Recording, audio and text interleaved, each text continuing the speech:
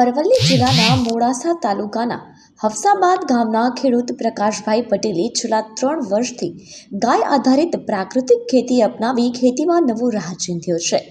રાસાયણિક ખાતરો અને દવાઓનો ત્યાગ કરી જીવામૃત અને ધન જીવામૃતનો ઉપયોગ કરવાથી તેમના ખેતીના ખર્ચમાં 70 થી 80% જેટલો ધરખમ ઘટાડો થયો છે.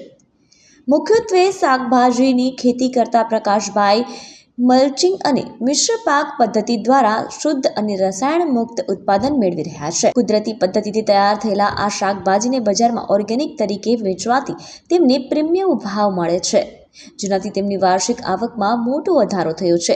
ગુજરાત પ્રાકૃતિક કૃષિ વિકાસ બોર્ડના માર્ગદર્શન હેઠળ પ્રકાશભાઈએ મેળવેલી આ સફળતાથી પ્રેરાઈને હવે અન્ય ખેડૂતો પણ ઝીરો બજેટ નેચરલ ફાર્મિંગ તરફ વળી રહ્યા છે. આ પદ્ધતિથી જમીનની ફળદ્રુપતા સુધરવા સાથે લોકોના સ્વાસ્થ્યને પણ ફાયદો થઈ રહ્યો છે.